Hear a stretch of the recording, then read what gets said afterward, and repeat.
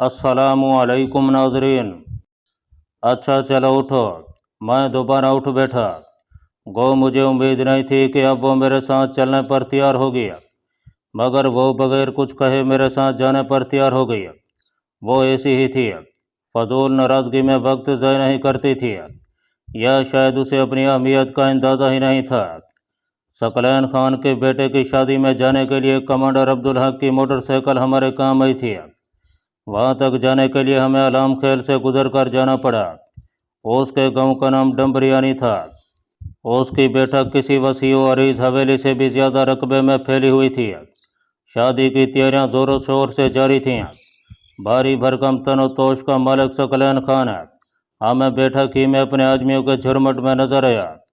हमें खंदा पेशानी से खुश आमदीद कहते हुए उसने एक मुलाजिम को खाना लाने का हुक्म दिया। दोपहर का वक्त होने की वजह से उसने हमसे पूछने की ज़हमत ही नहीं की, और ये ना पूछा कि हम कहाँ से आए हैं। इस इलाके की खूबियों में एक बड़ी खूबी मेहमान नवाजी है। मुलाजिम हमें एक कमरे में ले गया जहाँ कुछ और लोग भी खाना खाने में मशगूल थे। खाना खाकर हम बाहर आए और सकलैन खान की सजाई हुई महफिल में बैठ गए। वहाँ उसके मुहावजों के अलावा और भी काफ़ी लोग मौजूद थे। उस वक्त ज़ोरों शोर से ये बहस हो रही थी कि कल किस गवैये को बुलाया जाए। इसमें करीबन तमाम आदमी अपनी अपनी राय पेश कर रहे थे। सकलैन खान ने हम दोनों से भी पूछा। जवाबन पलवशा ने एक खातून गुलकारा का नाम ले दिया था। रात का खाना वगैरह खाकर जब मकामी लोग घरों को लौटने लगे थे, तभी सकलैन खान ने सरसरी अंदाज में हमसे पूछ लिया था कि हम कहाँ से तशरीफ़ लाए हैं। हम शमून से आए हैं। हाजी अरसलान गुल मेरे चचा जान हैं। उनकी तबीयत नासाज थी, इसलिए उसने मेरे हाथ अपनी माजरत भिजवाई है। और ये मेरे दोस्त हैं, इनका ताल्लुक मर्दान से है। पलवशा ने फ़ौरन अपना और मेरा तारुफ करा दिया। हाजी अरसलान है। सकलैन खान के चेहरे पर सोच के आसार नमूदार हुए, और फिर वो उस बात में सर हिलाते हुए कहने लगा, अच्छा अच्छा, शमून वाले हाजी अरसलान गुल साहब है। वैसे क्या हुआ उन्हें? तबीयत ज़्यादा ख़राब तो नहीं है? नहीं चचा जान, अब काफ़ी बेहतर है, लेकिन सफ़र करने के काबिल नहीं थे। चलो वापसी पर मेरी जानब से पूछ लेना। शादी के हंगामे निपटा कर शायद मैं शमून का चक्कर लगा लूँ। ज़रूर चचा जान। वो खुश दिली से मुस्कुराई। आपको हमेशा खुश आमदीद कहा जाएगा। ठीक है, आप लोग आराम करो। वो उठकर बैठक के दाखिली दरवाजे की जानिब बढ़ गया। मुआवजों ने उसको तीन अतराफ से घेर लिया था। उसके दूर जाते ही मैंने पलवशा से पूछा, ये हाजी अरसलान गुल कौन है? वो मुस्कुराई। पता नहीं। क्या मतलब पता नहीं का? मैंने हैरानी से पूछा। मतलब ये कि मैंने फ़र्ज़ी नाम लिया है, और सकलैन खान जैसे बड़े सरदारों के पास इतना वक्त नहीं होता कि वो छोटे छोटे लोगों को उनके नाम से याद करते फिरें। मैंने परेशान होकर कहा, मरवा न देना। वो शौक़ी से बोली, नहीं, तुम्हें मेरे अलावा कोई हाथ भी नहीं लगा सकता, और मैं भी कबील खान की हलाकत के बाद तुमसे निपटूंगी। मैं चिढ़कर बोला, बकवास करने का कोई मौका हाथ से ना जाने देना। तुम्हें ये बकवास लग रही है? उस खबीस को मरने दो, फिर पता चल जाएगा। फजूल औरत, कहकर मैं सोने के कमरे की तरफ चल दिया। वहाँ हर कमरे में 5-6 आदमी सोए थे। हम दोनों भी एक कमरे में घुसकर सो गए। अगले रोज़ सूरज उभरते ही शादी के हंगामे शुरू हो गए थे।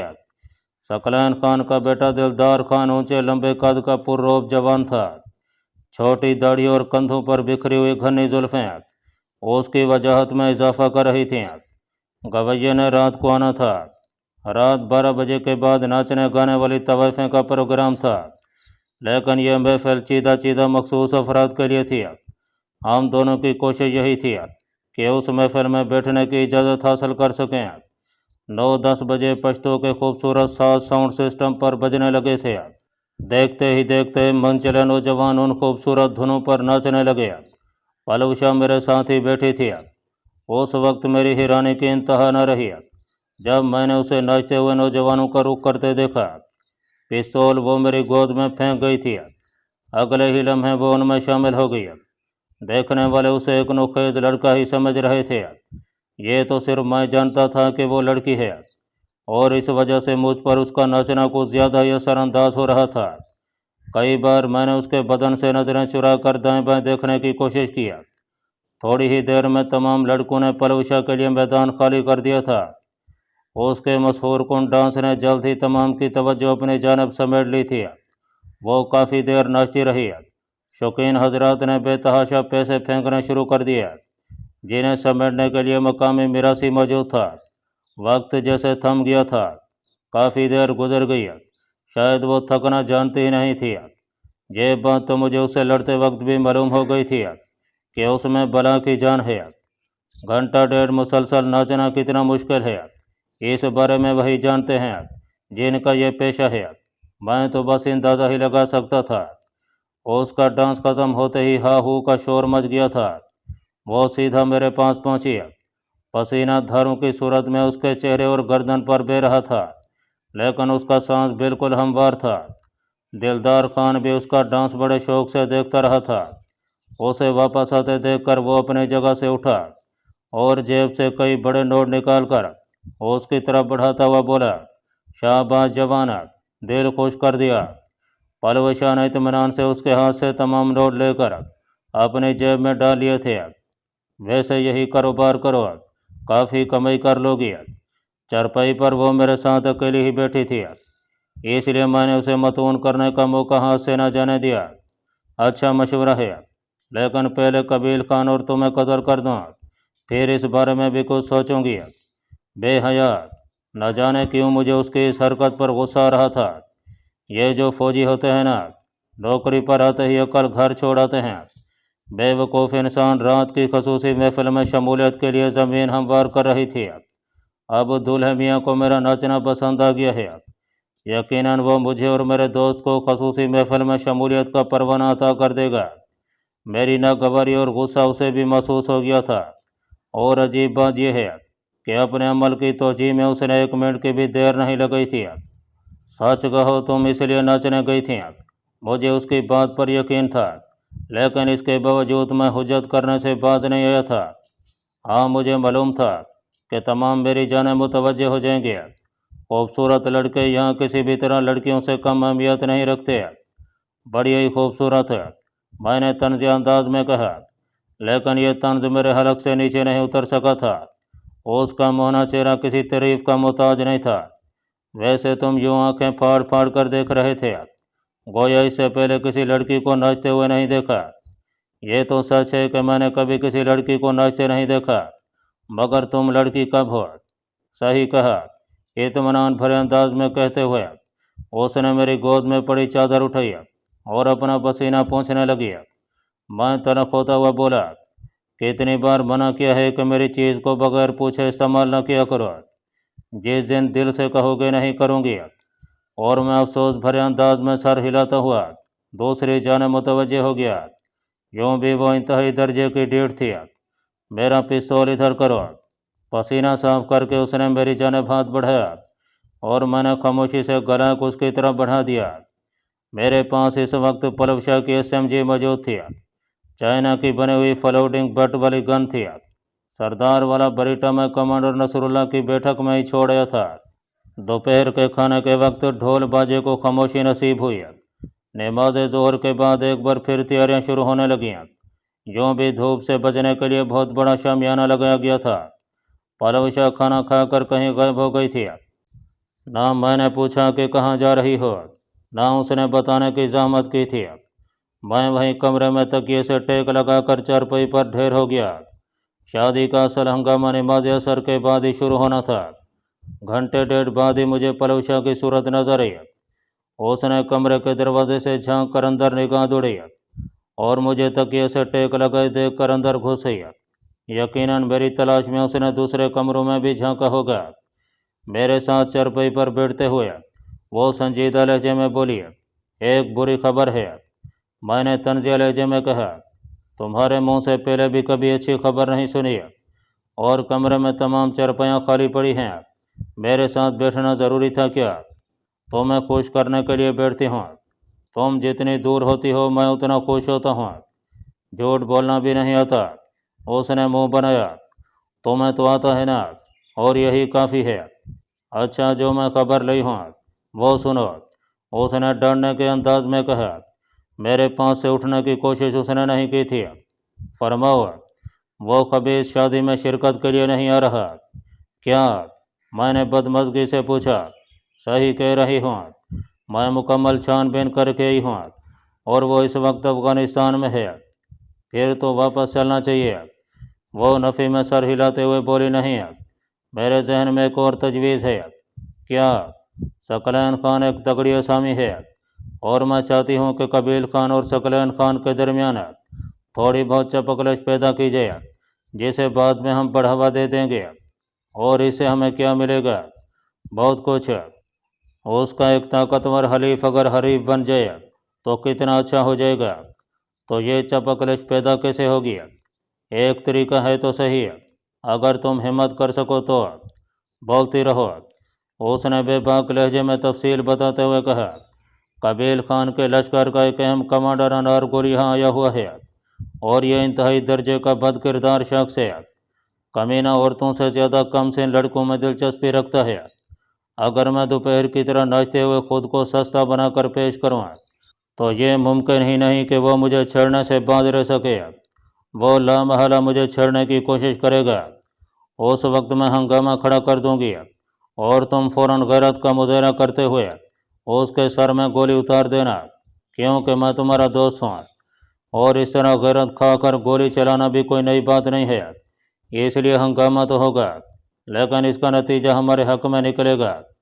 सबसे बढ़कर हम सकलैन खान के मेहमान हैं और अपने मेहमानों को वह किसी सूरत कबील खान के आदमियों के हवाले नहीं करेगा। अनारगुल भी इन मामलात में शैतान की तरह बदनाम है। मैं गहरे तन से बोला। गोया अब तुमने कबील खान के कत्ल से पहले मुझे मरवाने का मंसूबा सोच लिया है। वो मुझे हौसला देते हुए बोली। राजा, कुछ भी नहीं होगा, तुम हिम्मत तो करो। और तुम इतनी हूर परी कब से हो गई हो कि तुम्हें देखकर अनारगुल जैसी गंदी जहनीत का आदमी आप ऐसे बाहर हो जाएगा। वो इत्मीनान से बोली। जिस बात में तुम्हें शक नहीं उस पर सवाल मत उठाओ। अच्छा, अगर मेरे गोली चलाने के बाद उसके आदमियों ने भी फायर खोल दिया तब सकलैन खान के इस जादू से मेरी जान बचेगा और तुम्हारी आंखों में तो मैं यूं भी खटक रहा हूँ। अनारगुल कबील खान नहीं है कि उसके दाएं बाएं मुहाफ़िज़ मौजूद होते हों। बाकी कबील खान के जो आदमी शादी में शिरकत के लिए आए हुए हैं उनमें से कोई किस वजह से अनारगुल की इतनी तरफदारी करेगा कि तुम पर गोली चला दे। अलबत्ता कबील खान ज़रूर इस बात को बुनियाद बनाकर सकलैन खान से हमारा मुतालबा करेगा और उस वक्त सकलैन खान चाह कर भी हमें कबील खान के हवाले नहीं करेगा, क्योंकि हम उसके पास नहीं होंगे। जबकि कबील खान यही समझेगा कि सकलैन खान ने उसके मुजरमों को पनाह दे रखी है या उन्हें कहीं दूर भिजवा दिया है। मैं लगी लिपटी रखे बगैर बोला। वैसे अब तक मैं यही समझता रहा था कि ख्याली पनाव सिर्फ शेख चिली ही पकाता रहा है। आज ये गलत फहमी भी दूर हो गई है। बेवकूफ़, कबील खान जैसे लोगों के नज़दीक अपने आदमियों की अहमियत उस वक्त तक होती है जब तक वो जिंदा हों। उनके लिए वो सकलैन खान जैसे सरदार से नहीं झगड़ सकता। दूसरा, ये फिल्मी तरीके अपने पास रखो। फ़िलहाल मेरा मरने का कोई इरादा नहीं है। वो अज़म से बोली। मैंने अनारगुल को ठिकाने लगाना है और ये मैं तय कर चुकी हूँ। वजह, मेरे भाई ने जब बाजी को बचाने के लिए गाड़ी में सवार होने की कोशिश की थी तब यही कमीना था जिसने भाई को लात मारकर गाड़ी से नीचे गिराया था और नीचे गिरते ही पत्थर उसके सर में लगने की वजह से वो ज़िंदगी की बाजी हार गया था। तो क्या ये काम बाद में नहीं हो सकता? नहीं, मैं इस गलीज़ को गंदा करके हलाक करूँगी। मैं चाहती हूँ जब लोगों तक उसकी हलाकत की वजह पहुँचे तो वह उस पर थू थू करें, और जब ये एक नोखेज़ लड़के को इतने हजूम में छेड़ेगा और उस लड़के का दोस्त उसके भेजे में गोली उतारेगा, यकीनन ये एक गंदी और काबिल मलामत मौत होगी। ठीक है, अपने किसी दोस्त को बुला लो। मैं यूँ भी तुमसे दोस्ती का दावेदार नहीं हूँ।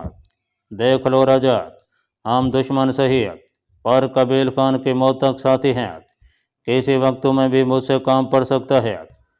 तुम्हें काम बताने से पहले मैं खुदकुशी करना पसंद करूँगा। खैर, तुम्हारे मरने की ख्वाहिश को तो मैं जल्द पूरा कर दूँगा। बहरहाल इतना तो कर सकते हो ना कि यहीं मौजूद रहो। मौजूद हूँ, लेकिन मुझसे किसी मदद की तवक्को करना फजूल होगा। तुम जैसी लड़की के लिए मैं अपनी ज़िंदगी दांव पर नहीं लगा सकता। देखो, मुझे बतौर लड़की मुखातब न करो, जब तो मैं कई बार कह चुकी हूँ कि मैं तुम्हारे लिए फ़कत एक लड़का हूँ, तो बराए मेहरबानी मुझे पल्लू खान ही कहा करो। तुम खुद मुझसे बातें करते वक्त लड़की के अंदाज में बात करती हो, इसमें मेरा क्या कसूर है? अब नहीं करूँगा, उसने गोया कुरान चुबाते हुए कहा था। मैं तुर्की ब तुर्की बोला, तो मुझे भी कोई शौक़ नहीं है मोहतरम। ढोल और शहनाई की आवाज़ बुलंद होते ही उसने कहा, चलो बाहर चल कर बैठते हैं, शादी का हंगामा शुरू हो गया है। और मैं उसके हमरा कमरे से बाहर निकल आया। बैठक के खुले सहन में सैकड़ों लोग मौजूद थे और मज़ीद लोगों की आमद जारी थी। एक बड़ी चरपई पर सकलैन खान तकियों से टेक लगाए बैठा था। उस चरपई पर खूबसूरत चादर भी बिछी हुई थी।